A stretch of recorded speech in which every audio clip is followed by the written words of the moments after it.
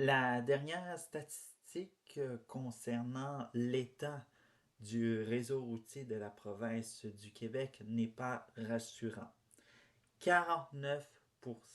C'est le pourcentage de routes qui sont dans un très mauvais état à travers la province.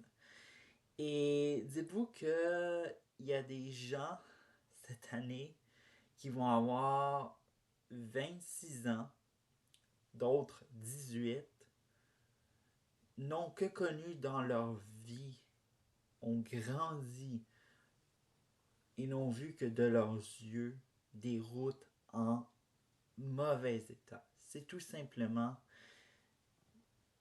inacceptable, mais qu'est-ce que vous voulez qu'on fasse? On a beau s'insurger et bref, il y a du monde tout en haut de nous qui font la sourde oreille. Et suite à cette révélation que 49% des routes étaient dans un très mauvais état au Québec, eh bien, le Journal de Montréal s'est lancé dans une série de reportages. Et il y avait notamment le débat sur le retour du payage. Le payage qui a quasiment disparu du paysage en 1985, mais qui est revenu graduellement. Dans la région métropolitaine de Montréal, on en compte deux, les deux seuls de la province. Alors donc, celui sur l'autoroute 25 à la hauteur de Laval, pas loin du pont Olivier Charbonneau, on appelle le pont A25 couramment, et l'autre en question est situé sur l'autoroute 30 à la hauteur de l'Essèdre. Ce qui en est étant dit que est-ce qu'il faut davantage mettre de postes de payage et pas seulement n'importe où parce que si on constate dans le reste du Canada où il y a des postes de payage, on remarque que les provinces hors du Québec sont vraiment très stratégiques.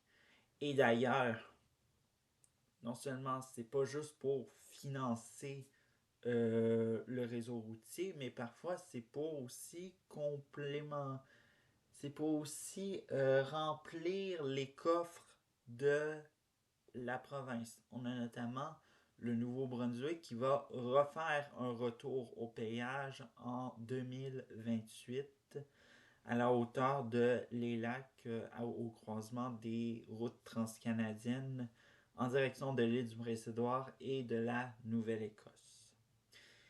Est-ce qu'il faut faire la même chose? Parce que actuellement, les postes de payage ne sont que utilisés comme si on faisait des va-et-vient du lundi au vendredi. Alors que l'argent devrait couler à flot 7 jours sur 7. Alors, est-ce qu'il faut euh, mettre un poste de payage à la route transcanadienne? Faut-il, bon, qui est l'autoroute 40, la transcanadienne à Pointe-Fortune?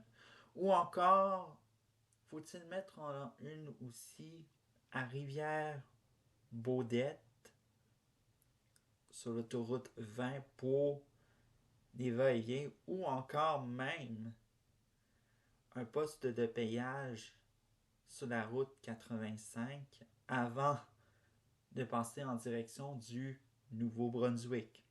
Il me semble que des va-et-vient, on en aurait 7 jours sur 7 et non pas juste aux heures de pointe. Bref. Alors donc, le poste de payage, oui, c'est un débat. Mais par contre, le débat qu'on a, sur les nids de poules, les gens s'en plaignent totalement. Mais personne ne se plaint de comment on conçoit les routes. Ce qui veut dire que comment on, on bâtit une route, évidemment. Et la réponse, elle est très choquante, mais on ne conçoit pas des routes qui durent à travers le temps. Hein? Et de mon vécu, qui a fait des vacances au Nouveau-Brunswick, en Ontario, bref, quand les gens sortent du Québec, ben, ils s'aperçoivent que soudainement, ben, les routes sont plus différentes et tout ça. Et d'ailleurs, il y a eu l'exemple que Radio-Canada avait fait il y a 2 ans de cela. Une route au Vermont comparée à celle du Québec, eh bien, la sous-fondation, ben, c'est la même chose, 30 cm. Mais la fondation et le revêtement, là, ça devient un petit peu différent. Hein? La route, celle du Québec, ben, les couches sont tellement pas assez épaisses que ben ça nous amène à un tel résultat.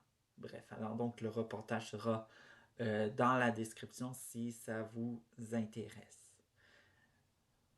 Par contre, là où on s'en remet absolument pas, évidemment, c'est la route, l'étendue du réseau.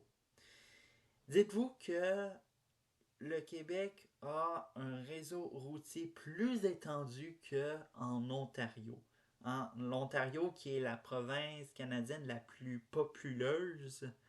Et bon, le Québec, c'est peut-être la deuxième plus populeuse, mais pourquoi avoir un réseau routier aussi étendu?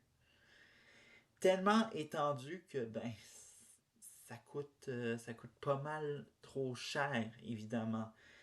Tellement trop cher que maintenant, il y a des municipalités qui pensent avoir l'option de revenir en arrière aux bonnes routes de gravier parce que, évidemment, l'asphaltage à tous les printemps, ben, ça devient un peu décevant et tout ça. On est rendu à cette détresse, évidemment, alors donc de enlever l'asphaltage puis mettre des routes de gravier à la place parce que évidemment ça fait ça. Et évidemment pour éviter les crevaisons parce que évidemment ce n'est pas des blagues.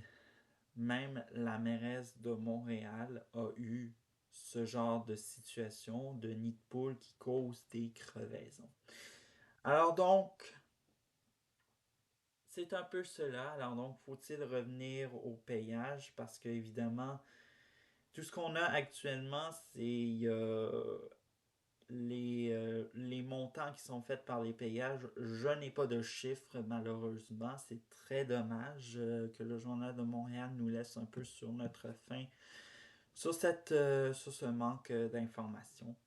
Mais bref, en tout cas, non seulement on conçoit mal nos routes, mais on n'est pas capable d'en bâtir des résistantes aux fameux nids de poules.